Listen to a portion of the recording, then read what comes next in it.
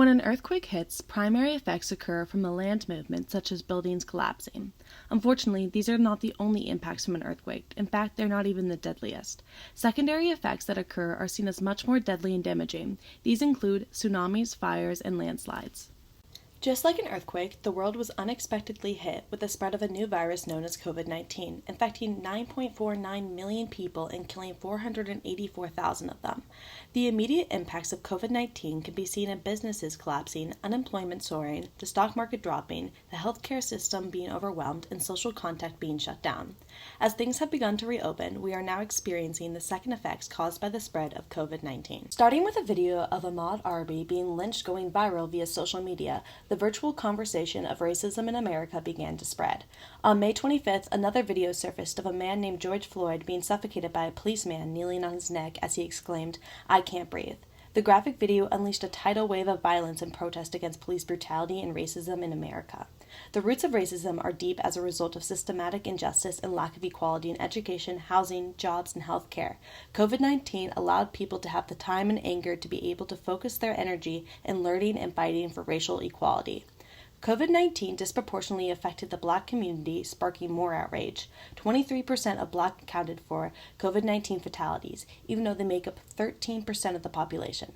Furthermore, people of color are less likely to be able to work from home, have access to quality health care, and more likely to have jobs that make them essential workers, live in multi-generational homes where social distancing is difficult, live in areas affected by air pollution, and experience food insecurities. In combination with upset over President Trump and the government's leadership during this time, who many believe are not responding appropriately to the spread of COVID-19 and are widening the disparities between the races, causing major division between political parties, calling the protesters thugs and terrorists, using violent forces with protesters such as tear gas and rubber bullets, and threatening to call in the military, people are angry and demanding change.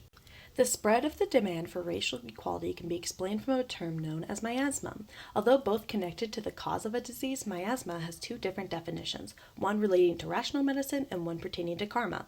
The first definition of miasma, used today, explains how toxic fumes in the air produce unpleasant smells that originated from a certain contagious disease. However, the outdated yet original meaning of miasma from ancient Greek times is the stain of blood spilt in a crime. When used to mean a blood stain, Greek tragedies see the stain of spilt blood as the cause of a disease, inferring that the disease punished a wrongful act of murder. I believe the rise of Black Lives Matter movement can be attributed to both interpretations of miasma. The literal death of George Floyd caused a bloodstain that will forever be ingrained in the minds of those who watched the video. This was the most significant push for the momentum of the movement. From an outside, uneducated perspective, it would seem that George Floyd was the cause of the entire Black Lives Matter movement, which parallels to those in ancient Greek, not educated in rational medicine, that would believe disease was caused from murder. However, just like how in rational medicine, toxic fumes in the air can cause disease, the built-up toxic racism that might not be as easily identified but is rooted in every aspect of the American system is the true cause of the movement.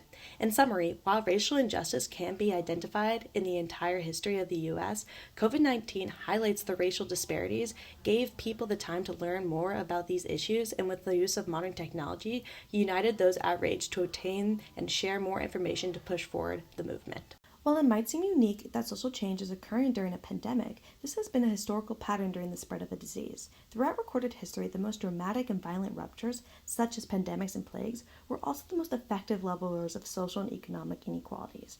In 542 AD, the Teutonic Plague struck the Eastern Roman Empire, which was led by Emperor Justinian. After this, the emperor struggled to recruit soldiers and pay them, and eventually the territories that were under his rulings began to revolt. When the plague finally burnt itself out, a new world had emerged. Islam had arisen, and its followers ruled territories that included a great deal of what had been Justinian's empire.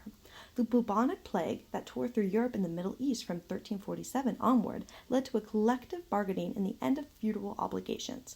The 1829 outbreak of cholera led to riots breaking out in St. Petersburg, Russia, in the spring of 1831 to revolt against doctors they believed were killing off the infected who were primarily lower class, since it was spread via contaminated food or water, which was reported to mostly be in urban slums. In the following year, similar protests broke out in many other major cities such as Liverpool and Dublin, as they believed doctors were purposely infecting the poor. These are just a few examples of disease leading to social uprising. Historically, these uprisings have taken years to call for change and spread the message throughout a nation. The call for social change during the current COVID-19 pandemic is spreading faster than any other disease-fueled uprising. This can be attributed to our globalized and virtually connected world that is connecting the U.S. with one another and the rest of the world. In combination with the social outrage, people naturally turn to forms of entertainment to cope with times of sickness. As people are turning to the media to connect with one another, to process their emotions during these troubling times, they are able to share their own and hear others' outrage, sparking the spread of the demand for change.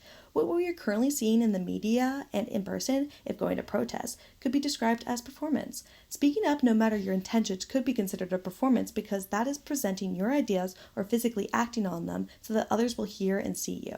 However, this performance is extremely meaningful as a way for people to work together to change what they see as racially unfair. Although this movement is a performance, it is a performance that is not just an act. It is a way for people's true beliefs to be heard.